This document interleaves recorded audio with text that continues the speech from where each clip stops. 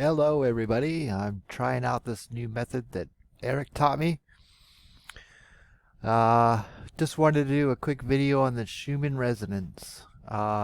Mainly it was to show like a data gaps, how to read the Schumann resonance graph. Mainly you gotta start with the dates on top.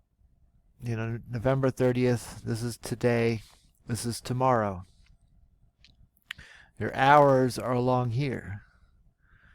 Now you got midnight, 1 o'clock, 2 a.m., 2 p.m. on up military time, 24-hour schedule. Now, as you can see right here, this is current time in Tomsk, Russia, which is exactly 12 hours ahead of Eastern Standard Time in the east coast of the United States. So fortunately for me, it is exactly 12 hours ahead. So it makes it easy to figure out the time. UTC, I think, is -6 or add 6 from Tomas time. I don't remember which.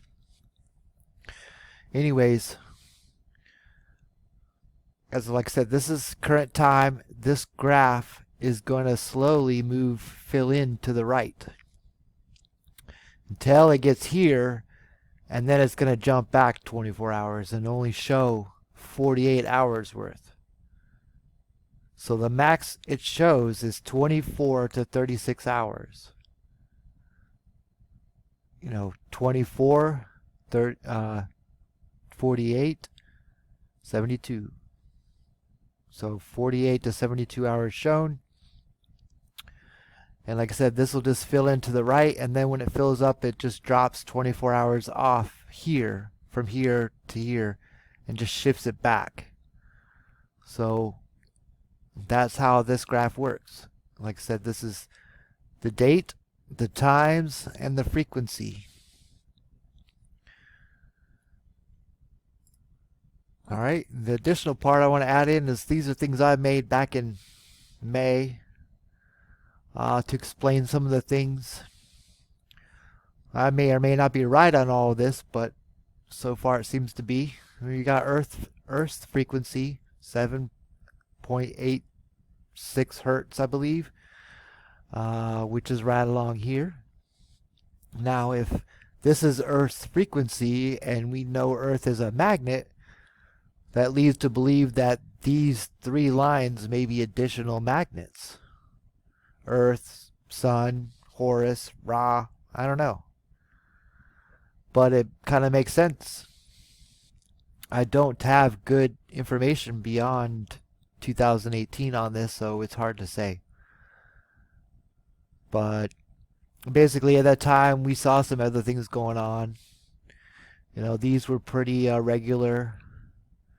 These are daily spikes, and I'll get ready to get into that next. Some other VLF noise that we see. It doesn't look like this anymore. We get smaller lines and stuff, but it seemed to be calmed down a bit.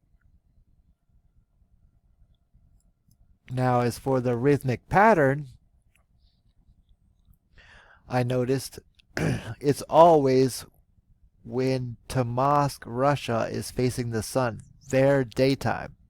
When Tomsk, Russia is daytime. Here's the nighttime in between. There's no spikes, but the spikes are during the day. Starting at 9, in this example, about 9 a.m., Tomsk, Russia, it starts to pick up. About 8 p.m., Tomsk, it's going down because the sensors are moving away from the sun side. Now, the other thing I wanted to show you was how to read a data gap in the Schumann resonance graph. It's not very hard to see, but it's just basically a black area for however long the gap was in time. Well, this one's combined maybe 2 hours with some service in between. But earlier today there was 2 lines over here, but this has moved on and it's now off the graph.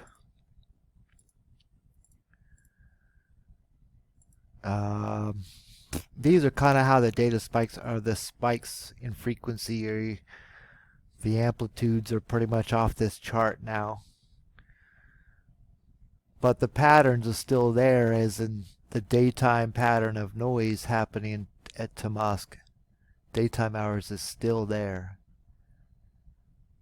It may be at different levels. Like this is daytime, daytime, daytime.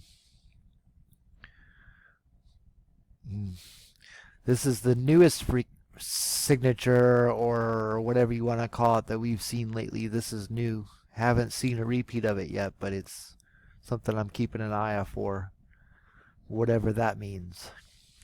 So, alright guys, that's it for this video. It's just mainly about the Schumann resonance, how to read the graph, understand some of the things we see.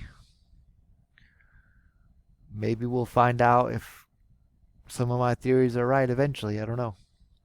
Alright, talk to y'all later.